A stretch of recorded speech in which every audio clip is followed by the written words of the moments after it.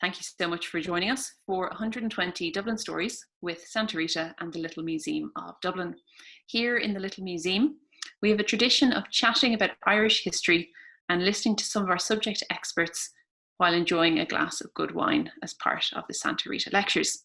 So, during this closure period, our friends over in Santa Rita are going to help us to try and recreate this experience and bring it into our own homes. In each video podcast, we're going to meet someone with a strong connection to the museum and an interesting story to tell. Plus, we'll be joined by some of the Santa Rita winemakers and experts to get the experience of tasting different grapes and different wine varieties. Each time, we will give you 7 days notice as to what wine we're going to be sampling so that you have time to participate and get involved. We look forward to seeing you then.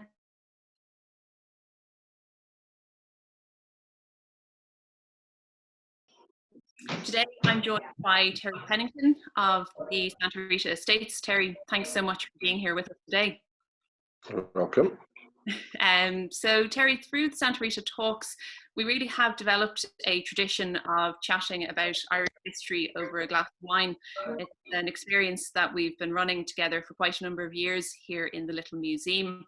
And I really appreciate you and your colleagues taking the time out of what I'm sure is a busy schedule to actually help us to try and bring this into our own homes over the next few weeks.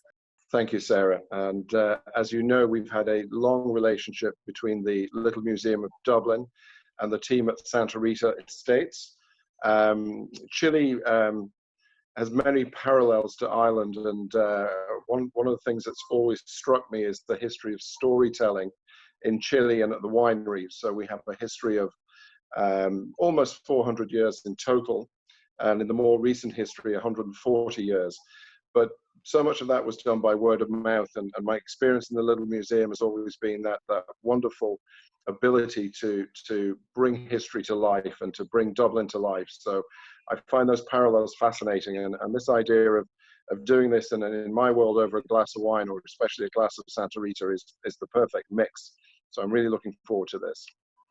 Yeah, well, thank you, Terry. I'm delighted, and I think you've led me on quite nicely there to my first thought. So obviously we've decided to call this initiative 120 Dublin Stories, and so over the next couple of weeks, the goal is going to be that myself, yourself, and some of our colleagues are going to come together.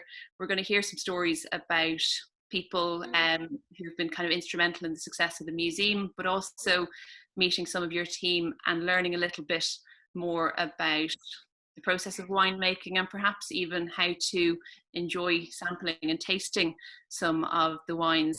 And I guess I'm going to jump in and ask for a story because I think it's kind of the nature of where we begin. And so I think for the first story, I'd like to ask a little bit about history and a little bit about wine. So obviously we've chosen the number 120 because we're directly linking that back to Santa Rita 120. And I wonder, could you tell us a little bit more about how that range got its name? Because I know there's a Dublin connection there, or an Ireland connection, am I right? Yes, you're quite correct. So we have a wonderful organisation in Ireland called the Irish Wine Geese. And I moved to Ireland in 1991. So my experience before that, my apologies, was not so great. And I was fortunate enough to be inducted into the Wine Geese, to the Order of the Wine Geese in the around 1999, 2000. And I remember hearing the story of Santa Rita before I joined the team in Santa Rita. And you're absolutely right. So a gentleman called Bernardo Higgins, whose father heralded from the west of Ireland, from Sligo, was born and raised in Chile, and he went on to become known as the liberator of Chile. And in effect, Bernardo Higgins and another significant historical character led the move for independence from the Spanish crown. So this was in the start of the 19th century. So Chile gaining its first independence in 1810. And the story goes actually after Chile, rather like Ireland in 1916 and the Easter Uprising, stated that it was going to become a free independent country, free nation, struggled for the next 8 years. And it culminated in a series of in fact, armed conflicts and battles. between the local forces led by O'Higgins and the Spanish crown, who were based down in South America.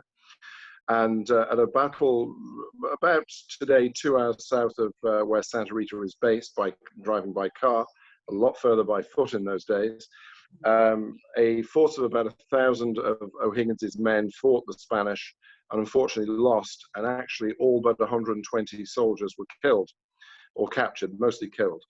The remaining soldiers fled north, and they came across a farm which was run by a lady called Paula Harakamada, and they knocked on the door and said, "Look, can we have some help, please? We're in a desperate state."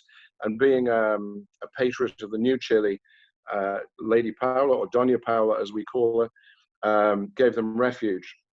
Of course, with a force like that, they were pretty easy to follow. The Spanish forces followed and came to the farmhouse and demanded to be given entry to arrest and I presume do whatever they're going to do with those prisoners.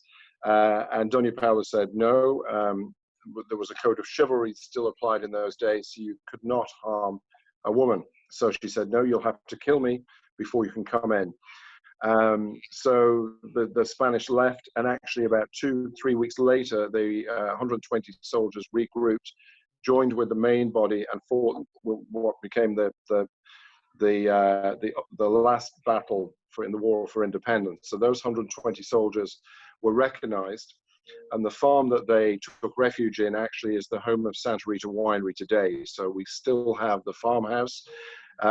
We actually have a large visitor center there, and Sarah, I know have been lucky enough to visit there like I have, and we have still today the famous cellar where the soldiers hid. And the restaurant, which is based there today in this historic national monument, is called the Doña Paula Restaurant in homage. So just over 50 years ago, we launched a wine called Santa Rita 120, and that's just playing into the history of those 120 soldiers. And as I said earlier, O'Higgins went on to become known as the liberator of Chile. And if anybody from Ireland goes to Chile, the first thing you might see in the capital of Santiago are lots of Irish names, which still exist today. And if you're asked where you're from and you say from Ireland, still today in Chile, people talk to you with a lot of respect and are very humbled that you take time to visit. So it's a wonderful link, I think, between the two countries. It's an incredible story, and it's an amazing thing to see the hospitality that she showed to those soldiers in their moment of need, and to see that the heritage is really recognized and remembered in such a way. And as you said yourself, it's such a special place, and the aesthetic of the area around it really must contribute to all of the many things that make the Santa Rita estate and the Santa Rita wines as interesting and kind of iconic as they are becoming kind of worldwide, or have become. And I think I'm curious to ask you, so you're talking about what's happened in South America and in Chile in times gone past, but obviously your colleagues are there today, living and working and running the vineyards. We're hoping to, I guess, taste a few wines, to talk a little bit about the different grapes, the different varieties. I know myself, I'd be curious to learn a bit more, and I'm going to, I hope you don't mind, pick your brains about that. But I'm kind of interested if you could kind of give me a sense, if we're hosting a couple of wine tastings over the next little while, what's the difference between drinking a glass of wine and tasting a wine? How are they different as an experience? And kind of, can you give me any hints of who we're going to be talking to and what experiences we might hope to share here in the next few weeks? Well, that's a really thoughtful start. So my favorite way of consuming wine is drinking wine. I have to be very honest with you. So, but if we go back actually even a step before that, and I'll introduce some of the people that we'll speak to, because they'll be far more capable than I of really giving the in-depth elements of this.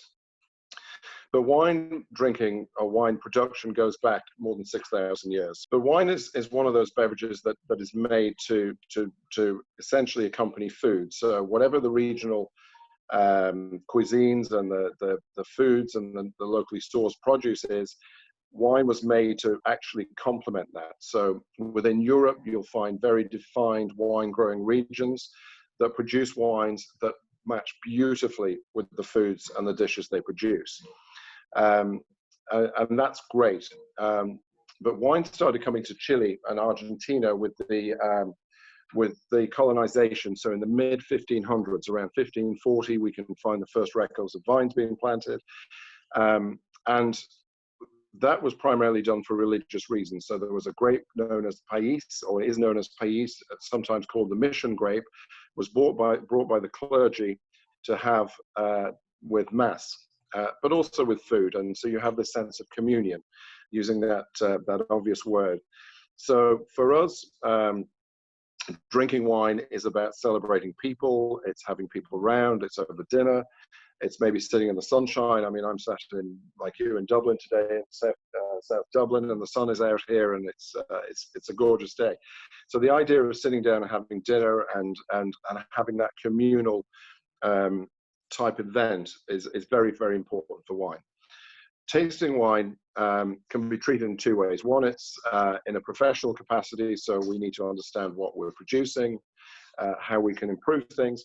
But also there are so many nuances within wine, and again, when we do these tastings, actually the some fairly simple differences between red and white and different grape varieties are visible and very noticeable.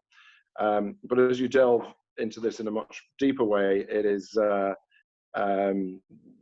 it becomes almost a seductive or an academic subject in its own right. And so I've just come off a video call with our head winemaker in one of our wineries, which is called Vina Carmen. Vina Carmen is Chile's oldest recorded winery. And we're talking about very specific plots of land using the same grape variety in different blocks, and the influences of soil. You know, we've a wonderful geological scenario within Chile and Argentina. Chile is the world's largest country for volcanoes in the world. There's almost 3,000 volcanoes in Chile, with 90 still active. So this contributes to the soil. We have very volcanic soils in some parts. We have lots of earthquakes, and we have lots of land movements. So when we talk about tasting a wine, we try to identify a sense of place. So a wine that we produced in Chile from the same grape variety could actually taste quite different from the same grape variety produced in France. I'm not saying it's better or it's worse, but it's different. So when we do tastings, we try to get a sense, as I say, that sense of place. Is it different? Does it taste different? Does it look different? Does it smell different? And that starts to build up the breadth of knowledge about the subject. So, but I keep going back. Wine is there to be consumed first and foremost. So a nice glass of wine, either pre-dinner or with dinner or post-dinner, is fantastic, and it's very versatile.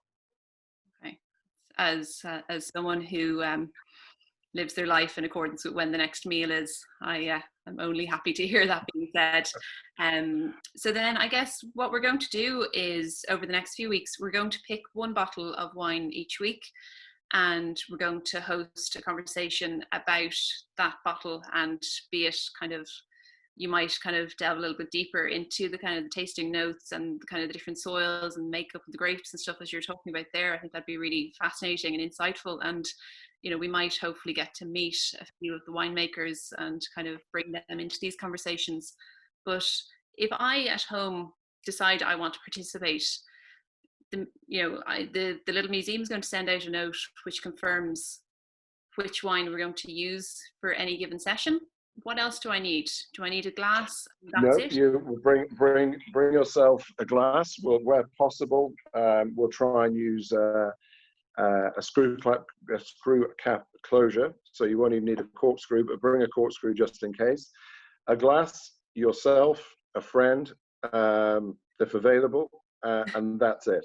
And even if you can't bring the bottle, bring yourself, because we'll try and tell you a little bit of that story and that history associated with each of these wines, because again, we love going back to this sense of identity. And what I've done is we've actually, in the past 2 weeks, we've just finished the 2020 harvest for grape picking in both Chile and Argentina. But it also means that our winemaking and viticultural team, so the winemakers who take the grapes and turn it into some wonderful wines, and the viticultural team who actually, I say, are our most important people, as long as you don't tell our winemakers that, who actually mine the grapes throughout the year. So without good grapes, we can't make good wine. You have good grapes, it's relatively straightforward. So we've asked the team actually, now that they've finished the harvest, to start sharing what it looks like.